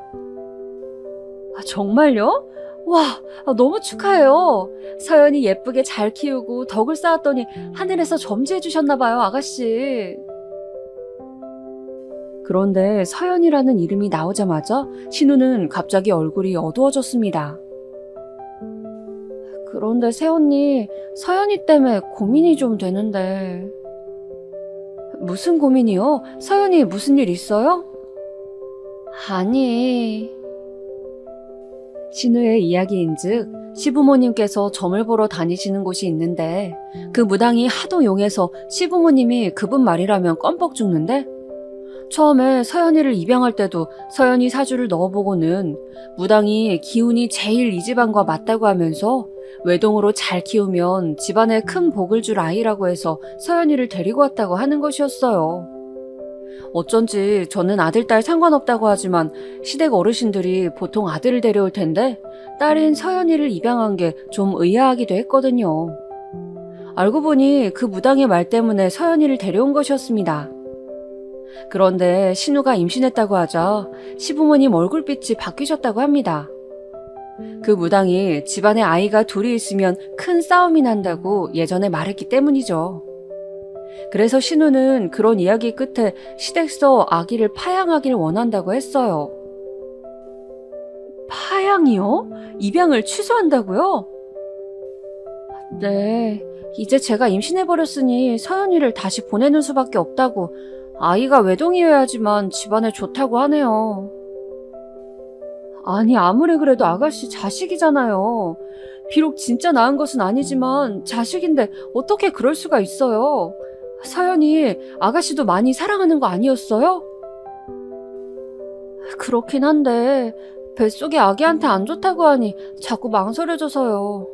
서연이는 아직 어리니까 금방 절 까먹지 않을까요? 언니, 저는 전에 쌍둥이 그렇게 하늘로 보내고 난 후로 제 뱃속에 또 다른 생명이 있다는 게 너무 놀랍고 이 아이에게 모든 걸 다 해주고 싶어요. 서연이보다 이 아기한테 더 마음이 가는 걸 어떡해요. 그렇게 신우는 눈물을 흘리며 저에게 하소연을 했습니다. 저는 집으로 돌아와 밤새 잠을 자지 못하고 끙끙 앓았어요. 아무리 그래도 그렇지 사람들이 어떻게 저렇게 모질게 그 어린 서연이를, 이제 겨우 적응하고 엄마를 따라다니며 의지하는 어린 것을 다시 시설에 보낸다고. 저는 너무 속이 상하고 마음이 안 좋았습니다. 이상하게 계속 마음에 걸렸죠. 그리고 며칠을 꼬박 고민한 끝에 저는 남편에게 서연이를 우리가 데려오자고 말했습니다. 남편은 그게 무슨 소리냐고 했지만 저는 서연이한테 그렇게 하면 우리가 죄 받는다고, 당신은 당신 여동생이 죄 받기를 바라냐고, 서연이 우리가 잘 걷어서 키워주자고 몇 날 며칠을 남편을 설득했죠. 그저 평범한 회사원인 남편은 돈 때문에 걱정이 되는 모양이었습니다. 당연히 저희 형편에 아이 둘을 키운다는 것은 굉장히 빠듯한 일이었지만 저는 이대로 서연이를 파양하는 걸 내버려 둘 수 없었어요. 그렇게 제 나이 40이 될 무렵 저는 서연이 엄마가 되었습니다. 정식으로 서류도 다 정리하고 서연이를 키울 가구며 아기용품이며 신우에게 다 받고, 그렇게 저는 두 딸을 가진 엄마가 되었죠. 나이가 들어 아기를 키우기가 힘에 부쳤지만 서연이는 정말 예뻤습니다. 하루 종일 육아로 지쳐있다가도 저를 보며 웃는 그 모습을 보면 피로가 녹아내리곤 했죠. 남편도 처음에는 좀 그러더니 차츰 서연이를 예뻐하기 시작했고 큰딸 역시 서연이를 아주 귀여워했어요. 동생 생기는 것이 자라는 내내 소원이었으니 그럴만도 했죠. 그렇게 어느덧 세월이 흘러 서연이는 초등학교를 졸업하고 중학생이 되었습니다.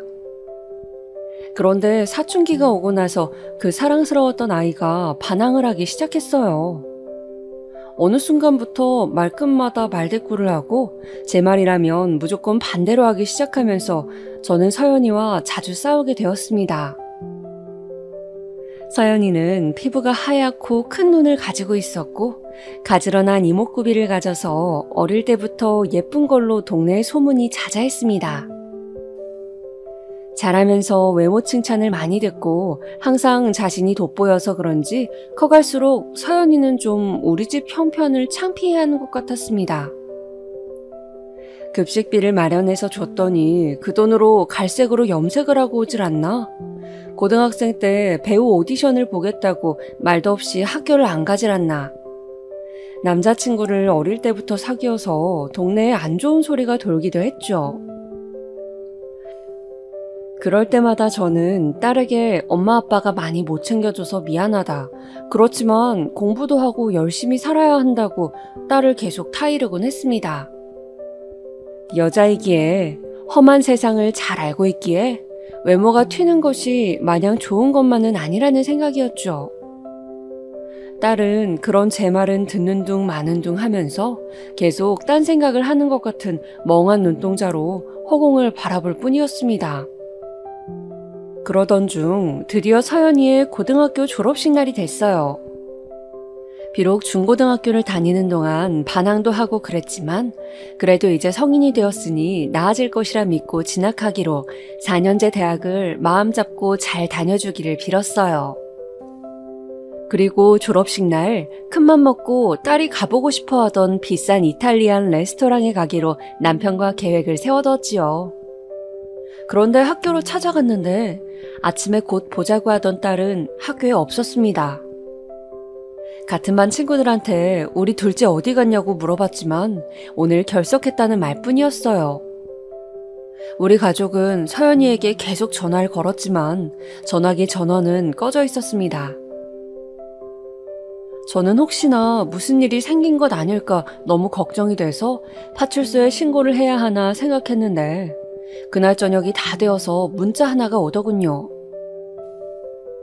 엄마, 아빠, 언니, 저는 연예인이 돼서 큰 돈을 벌고 싶어요. 저 이제 독립하니까 찾지 마세요. 건강하세요. 가끔 전화 드릴게요. 핏줄도 아닌데 저를 키워주셔서 감사합니다. 핏줄도 아닌데. 저는 문자를 보자마자 다리에 힘이 풀려 털썩 주저앉아 버렸어요. 서연이가 알고 있었던 거였습니다. 자신이 입양되었다는 사실을.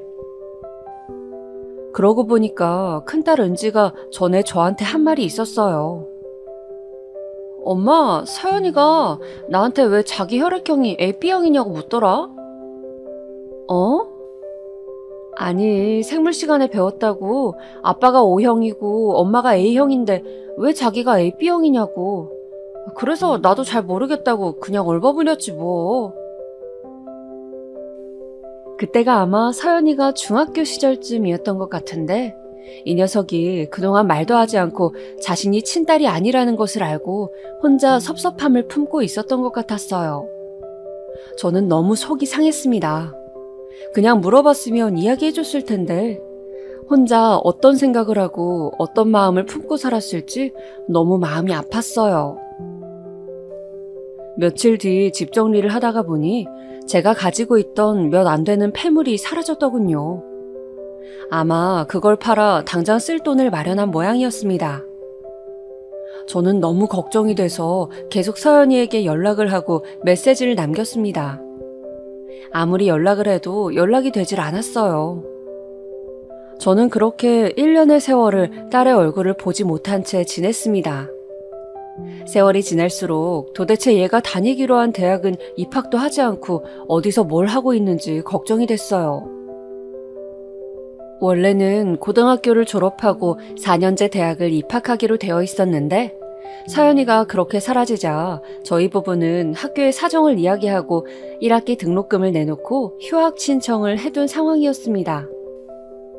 몇 개월 저러다가 돌아와 정신 차리고 대학을 다니겠지 하는 마음이었죠.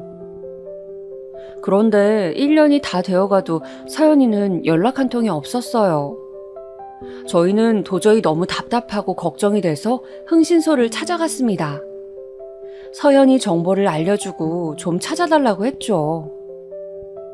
흥신소에서는 딸을 찾아줄 테니 1,000만 원을 달라고 하더군요. 저희 부부에게는 너무나 큰 돈이었습니다. 저는 고민 끝에 할 수 없이 아가씨에게 연락을 했습니다. 신우를 만나서 서연이가 가출을 했다고 사정을 말한 다음 1,000만 원을 빌렸어요. 신우는 자신이 파양한 게 마음에 걸렸는지 선뜻 천천히 갚아도 된다고 하면서 돈을 내어줬습니다. 그리고 걱정도 됐는지 찾으면 자신에게도 문자 한 통 달라고 하더군요. 저는 그렇게 겨우 서연이를 찾아냈습니다. 서연이는 연예기획사 연습생 생활을 하면서 친구 집에 같이 살고 있다고 했어요. 저는 서연이가 살고 있다는 동네로 가보았습니다. 그곳은 개천이 있고 그 주변으로 빌라들이 가득한 동네였습니다. 서연이가 자주 먹을 것을 사러 온다는 편의점 근처 골목에서 제 눈에 노란 머리의 여자가 걸어가는 뒷모습이 보였습니다. 한겨울인데도 맨발에 슬리퍼를 신고 두꺼운 패딩을 이불 말듯이 둘둘 말고 걸어가는 그 뒷모습은 약간 팔자다리를 걷던 서연이 걸음걸이와 닮아 있었어요. 저는 급하게 뛰어가며 딸의 이름을 불렀습니다. 서연아, 서연아. 순간 그 노란 머리의 아가씨가 힐끔 뒤를 돌아보더군요. 그 모습은 틀림없이 우리 딸이었습니다. 서연이는 저를 보고 깜짝 놀란 듯이 굳어있더니 냅다 뛰어 도망치기 시작했어요. 저는 헉헉대며 달려가다 그만 넘어져 버리고 말았어요. 아이고, 서연아. 아이고, 허리야. 저의 비명소리가 들리자 딸은 그래도 조금의 걱정은 되었는지 달려가던 것을 멈추고 저에게 다가오더군요. 그러게. 여기까지 왜 찾아와서 뛰고 그래. 아이씨, 진짜 엄마 때문에 못 살겠어, 정말. 저는 그렇게 1년 만에 서연이를 겨우 다시 만났습니다. 친한 언니와 지내는 방이라는 원룸으로 들어가 그동안 어떻게 지냈는지 이야기를 들었어요. 딸은 모델 에이전시에 들어가서 워킹과 모델이 되기 위한 여러 교육들을 받고 있고 그 교육비를 벌기 위해서 저녁에는 호프집에 아르바이트를 하러 간다고 했습니다. 유명한 모델이나 연예인이 되어 꼭 성공해서 돌아가겠다는 꿈을 이루기 위해 노력하고 있다고 딸은 저를 보면서 말하더군요. 저는 딸에게 지금이라도 등록금 내놓은 대학에 들어가자고 끈질기게 설득했지만 딸은 바뀐 전화번호를 알려주며 앞으로 이 번호로 자주 안부 전할 테니 내 집도 아닌데 여긴 다시 오지 말라고 한 번씩 밖에서 보자고 하더군요. 그렇게 저는 딸을 놔두고 내키지 않는 발걸음으로 다시 집으로 올 수밖에 없었어요. 이제 미성년도 아니고 다 큰 애가 자기 꿈을 이루기 위해 노력하겠다는데 제가 돈 없는 부모로서 그걸 말린다고 될까 그런 자괴감이 들었기 때문이죠. 그리고 서연이가 이제 저를 엄마라고 생각하는지 좀 자신이 없기도 했습니다. 그 후로 서연이는 엄마 아빠가 걱정하는 것을 알았는지 그래도 한 달에 한 번씩은 고향에 내려오고 한 번씩 전화도 했습니다. 예전보다는 연락이 되니 안심은 되었지만 날이 갈수록 화려해지는 패션과 진한 화장을 보고 저는 괜히 헛바람만 드는 건 아닐까 걱정이 됐습니다. 그런데 하루는 전화로 기쁜 소식을 전하는 것이었어요. 여보세요? 엄마, 나 있잖아. 여성 위생용품 광고 찍기로 했어. 내 생애 첫 CF야. 딸은 그동안 자신이 노력한 성과를 이제야 본다며 잔뜩 들떠 있었어요. 어떤 내용의 광고냐고 물어보니 TV에 나오는 광고인데 노출이 조금 있지만 야하거나 그런 건 아니고 그냥 여자의 그날을 힘들어하는 여성 모델의 역할이라더군요. 서연이는 이 광고를 계기로 자신에게 일이 잔뜩 밀려올 거라며 저에게 자랑을 했습니다. 저도 무척 기뻤어요. 실패하고 힘들어할 것으로만 생각했는데 진짜 광고를 찍는다고 하니 내가 그동안 서연이를 너무 과소평가했나 그런 생각이 들었습니다. 남편도 광고가 나오자 신기해하면서 기뻤는지 지면 광고 하나를 오려서 정성껏 액자에 넣어두었습니다. 서연이는 그 후로 신나서 광고를 찍은 후 여기저기 연락이 온다면서 한동안 자랑을 하더니 또 어쩐 일인지 한참을 연락이 없었어요. 저는 뭔가 불길한 예감이 들었지만 서연이의 연락을 기다렸습니다. 그런데 더 이상 전화도 받지 않고 연락도 되질 않는 것이었어요. 저는 또 안 되겠다 싶어 급한 마음에 서연이 친구 집으로 찾아갔습니다. 안녕하세요. 저 서연이 엄마예요. 우리 서연이 있나요? 아, 어머니시구나. 안녕하세요. 근데 서연이 남친 생겨서 집 이사했어요. 아니, 이건 또 무슨 소리인지 갑자기 남친이라니 머리가 아파오더군요.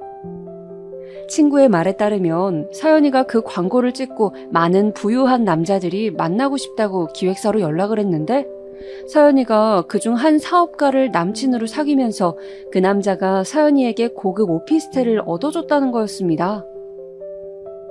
저는 친구가 한번 그 오피스텔을 놀러 가봤다고 하기에 주소를 받아 오피스텔로 찾아갔습니다.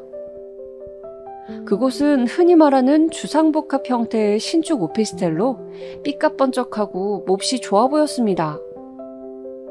저는 오피스텔로 들어가서 현관벨을 눌렀습니다. 띵동, 띵동.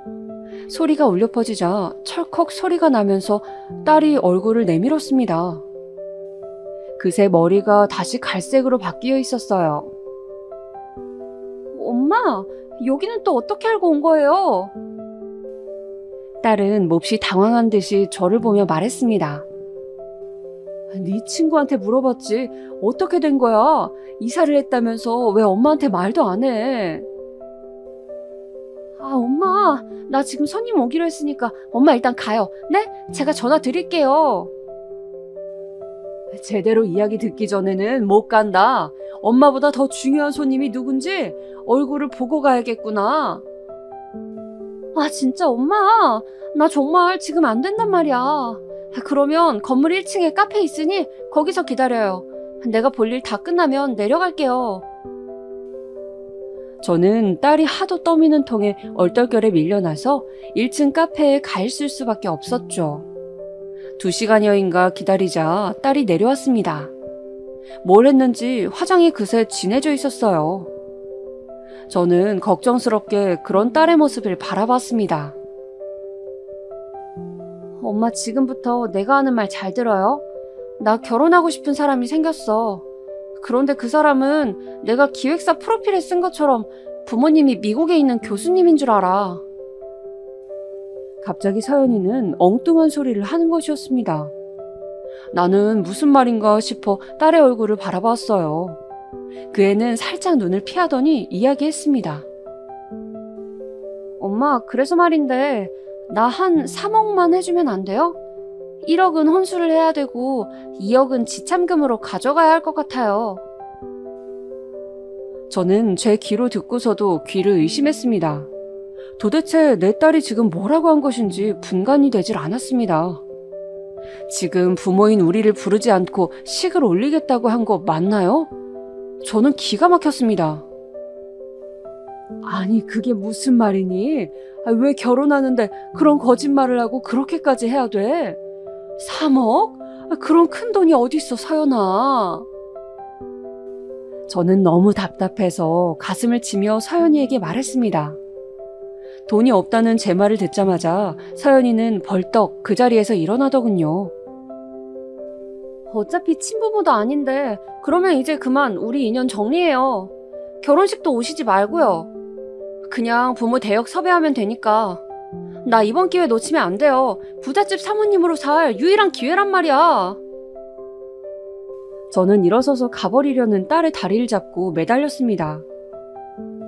서연아, 말도 안 되는 소리 하지 말고 지금이라도 우리 집으로 돌아가자.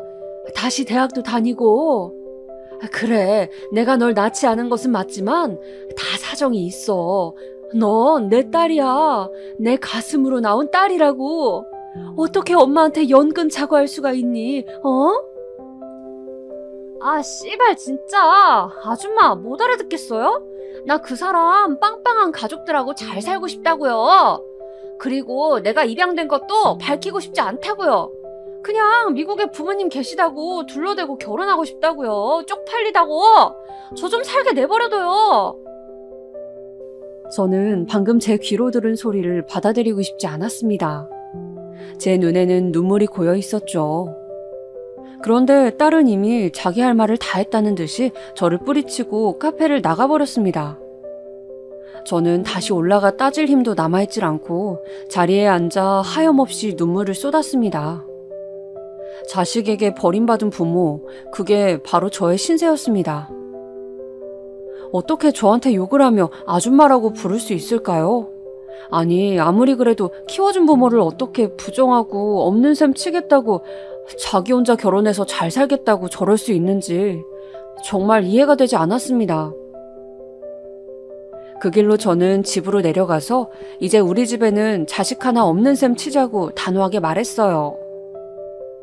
서연이 소식은 이제 궁금해하지도 말자고, 그 애는 이제 우리 가족이 아니라고 저는 울면서 남편과 큰딸에게 말했어요. 그 후로 우리 가족은 서연이 이야기를 아무도 꺼내지 않게 되었습니다. 저는 그 후로 혼자 있을 때마다 서연이가 나에게 연 끊자고 했던 그 순간을 수없이 떠올리며 혼자 가슴을 쥐어뜯으며 울었습니다. 다시는 얼굴을 보고 싶지 않았습니다. 비록 그의 말대로 우리 집은 가난했지만 그런 가정을 지키기 위해서 저와 남편은 매일 정말 열심히 살아왔습니다. 그런데 그런 노력을 다 무시하고 어떻게 돈이 없다는 이유만으로 또 피가 섞이지 않았다는 것만으로 그렇게 부모를 모른 척할 수가 있을까요? 정말 너무 서럽고 용서가 되질 않았습니다. 그리고 그렇게 마음에 큰 응어리를 진 채로도 시간은 무심하게 흘러가더군요. 저는 그냥 처음부터 나에게는 딸이 하나다라는 생각을 하면서 마음을 다잡고 친한 언니가 부동산을 했기에 그 사무실에서 용돈벌이를 할 겸 실장으로 들어가 아르바이트를 했습니다. 그런데 일을 하다 보니 점점 재미있어지고 요령이 붙어 점점 더 큰 건을 맡게 되었어요. 저는 뒤늦게 이게 내 천직이구나 싶어서 부동산 자격증 공부를 시작했습니다. 1차 시험이 민법과 학개론이라는 과목이었는데 이 과목들에서만 해도 암기할 내용이 어마어마해서 공부하는데 무지 애를 먹었습니다. 나중에는 그냥 부동산 자격증을 따겠다는 생각 자체를 버려야 하나 그런 마음도 들었죠. 1년 동안 1차 시험을 공부해 겨우 턱걸이로 붙고 나서 2차 시험을 준비했습니다. 2차 시험은 공법이 문제였어요. 하나하나 일일이 암기할 것들이 산더미였거든요. 그래서 체계도를 그리고 공부를 하면서 진짜 고생을 했습니다. 인강을 어찌나 많이 봤던지 나중에는 강의해주는 교수님들이 제 친구처럼 느껴지고 교수님들이 한 농담까지 다 외울 정도가 되었습니다. 그래도 그렇게 2년간 끙끙거린 결과 드디어 공인중개사 자격증을 취득할 수 있었습니다. 그게 뭐라고 그렇게 기쁘더군요. 주변에서 2년 만에 딴 것도 굉장히 잘한 것이라고 칭찬을 많이 해주었죠. 저는 그 친한 언니가 자신은 나이도 있고 이제 체력이 딸린다며 저에게 사무실을 넘겨주겠다고 해서 운 좋게 그 언니의 많은 단골 손님들까지 이어받게 되었습니다.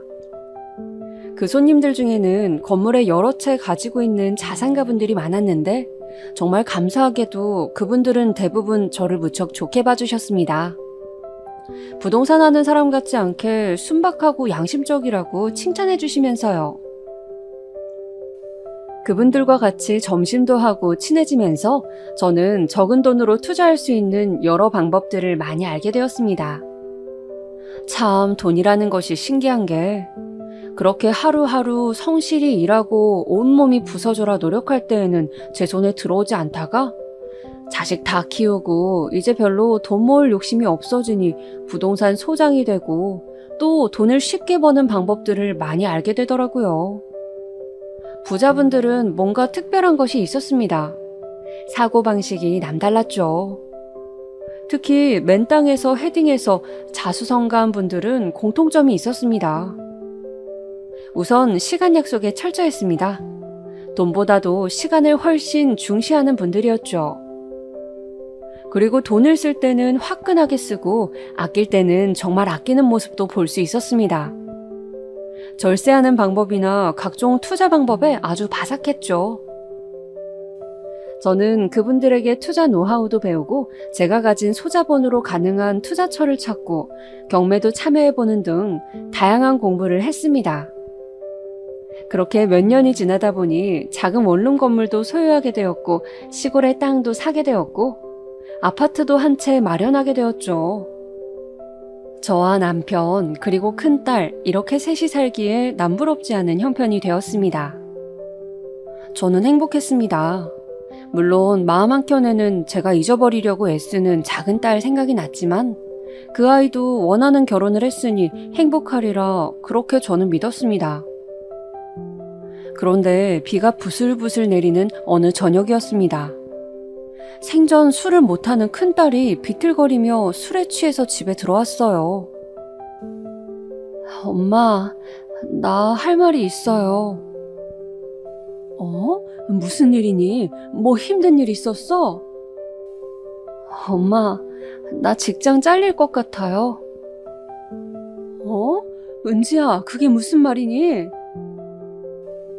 이게 다 서연이 때문이야, 엄마. 서연이? 아니, 무슨 일인데 도대체? 너 그 애랑 연락하고 있었어? 비틀비틀 술에 취한 큰딸이 저에게 털어놓은 비밀은 가히 충격적이었습니다. 서연이와 제가 그렇게 싸우고 연을 끊고 난 후 2년쯤 지나서 서연이가 언니인 은지에게 연락을 했다고 합니다. 너무 보고 싶다고 눈물로 호소하면서 만나자고 하기에 큰딸은 마음이 약해져서 약속 장소에 나갔다고 해요.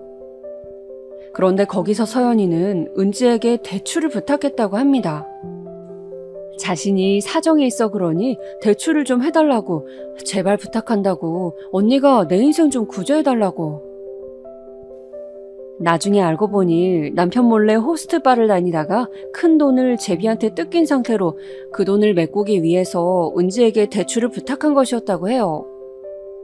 은지는 같이 자라온 세월이 있고 동생이라고 생각했기 때문에 어쩔 수 없이 대출을 내어주고 그걸 갚아왔다고 합니다.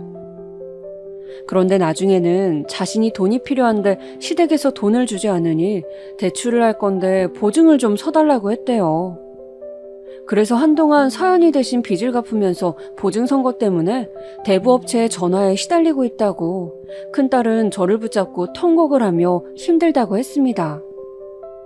이제는 서연이가 돈을 갚기로 해놓고 연락도 잘 안 된다며 어떻게 그럴 수가 있냐고 큰딸이 너무 서럽게 우는 모습을 보자 저는 잊으려고 애썼던 한때 제 딸이었던 서연이에 대한 분노가 차올랐습니다. 어떻게 이렇게 우리 가족에게 여러 번 등에 칼을 꽂을 수가 있는지. 큰딸은 대부업체의 독촉에 시달려 회사에서도 이미지가 나빠지는 바람에 사직을 권고받았다고 해요. 저는 빚이 총 얼마인지 알아낸 다음 분기탱천에서 복수를 결심했습니다. 사람이라면 이렇게 할 수는 없었어요. 저는 은지에게 물어 서연이 신랑이 운영한다는 사업체로 찾아갔습니다. 데스크에서 미리 약속된 게 아니면 대표님을 만날 수 없다고 하기에 서연이 엄마 되는 사람이라고 말만 전해달라고 했죠. 그렇게 저는 저의 사위가 될 수도 있었을 사람을 처음 만났습니다. 안녕하세요.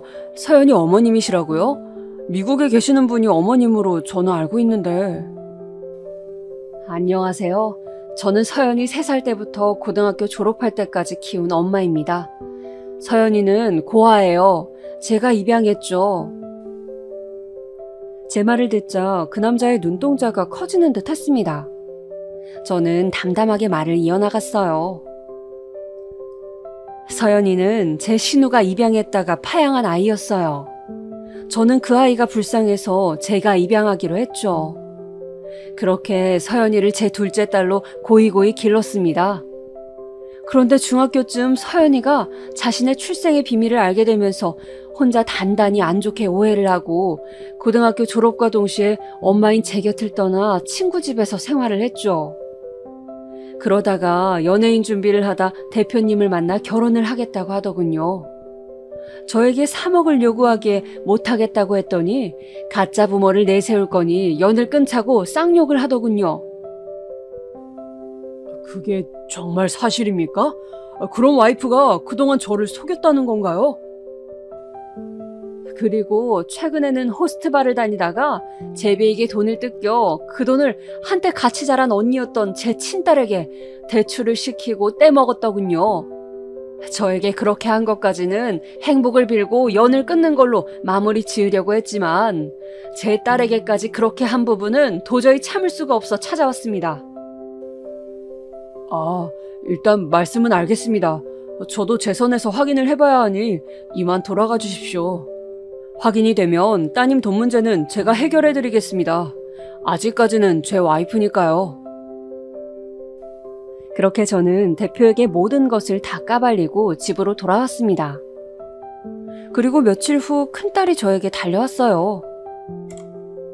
엄마!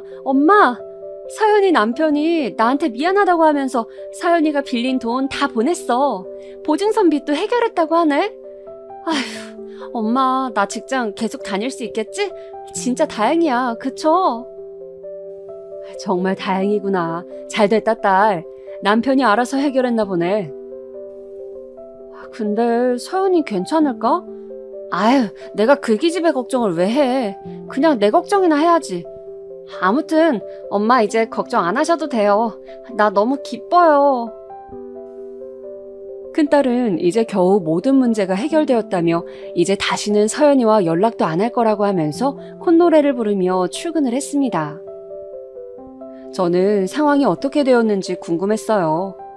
제가 말한 것 때문에 서연이 남편이 결단을 내린 것인지 아니면 일단 모른 척하고 돈만 해결해 준 것인지 그렇다고 차마 또 연락해서 어떻게 된 거냐고 묻기도 그래서 저는 일단 가만히 있었습니다. 그때였어요. 띵동. 현관문 초인종이 울렸습니다. 누구세요? 엄마, 나야. 이럴 수가. 서연이가 캐리어를 끌고 우리 집으로 찾아온 것이었어요. 엄마, 나 이혼했어요. 그런데 엄마까지 나한테 이러면 어떡해요? 나 있을 곳이 없어요. 거처 마련할 때까지만 여기 있을게요. 누구 맘대로 엄마야? 날 엄마라고 생각한다면 네가 나한테 그럴 수가 있었겠니? 엄마, 왜 이래요 나한테?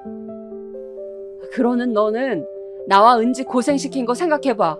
그렇게 상처를 주고 대출까지 하게 해서 언니를 힘들게 하고 필요할 때만 가족이고 잘 먹고 잘 살 때는 모른 척 해놓고 네가 사람이니? 사람이 아무리 화장실 들어갈 때 나올 때 다르다지만 해도 너무한 거지. 나는 너 안 보고 살 거야. 알겠어? 썩 나가지 못해? 엄마, 미안해요. 내가 잘못했어요. 내가 기고만장해서 그만. 엄마 제발. 나가. 당장 나가. 넌 인간도 아니야. 나가. 꼴도 보기 싫으니까. 그렇게 저는 저에게 애원하는 서연이를 쫓아내버리고 말았습니다. 나중에 안 남편은 그래도 오갈 데 없이 이혼당한 애를 그렇게 쫓아냈냐고 했지만 저는 더 이상 얼굴을 볼 자신이 없었어요. 용서는 더더욱 할 수 없었고요. 그저 지금은 제가 애지중지 길렀던 그 귀여운 아기 서연이와 저를 배신하고 떠났던 그 서연이는 아예 다른 사람이라고 생각하기로 했습니다. 그런 마음을 먹어야지만 제가 살 수 있을 것 같았거든요. 제가 너무 단호하게 이야기하자 남편도 더는 저에게 이야기하지 못하더군요. 그렇게 저는 서연이와의 연을 정리했습니다. 요즘 말로는 손절을 하게 된 것이죠. 오히려 일이 이렇게까지 되니 제 속이 편한 것 같아요. 그렇잖아요. 아예 안 보고 사는 게 도움이 되는 관계도 있으니까요. 그래도 남편은 한때 자식이었다고 신경이 쓰이는지 한 번씩 제가 마음을 풀길 바라는지 서연이 근황을 얘기해 주는데 이혼하면서 조금 받은 위자료로 작은 학원을 차려서 운영하고 있다고 해요. 초등을 대상으로 하는 영어학원이라 엄마들 비위 맞추느라 고생하고 있다고 해요. 저는 이제는 서연이를 아예 남처럼 느끼게 되었습니다. 이제는 기분 나쁠 것도 없고 제가 그 애를 기르면서 행복했던 시간은 그저 추억으로 남기려고 합니다. 다만 아쉬움이 남는 것은 제가 좋은 부모였다고 생각했던 것이 나의 자만이었을까? 왜 자신이 입양되었는지 솔직하게 말해줘야 했을까? 그랬다면 조금 덜 삐뚤어졌을까 하는 마음이 여전히 남아있네요. 오늘 제 이야기 어떠셨어요? 가슴으로 낳은 아이 품어보려다가 상처만 받고 결국 저도 그 아이에게 비수를 꽂아버린 씁쓸한 제 인생 이야기였습니다. 이야기하다 보니 하소연이 되었네요. 그래도 제 이야기 들어주셔서 그것만 해도 저는 속이 좀 후련하네요. 모두 오늘 하루 행복하게 보내시길 바랍니다.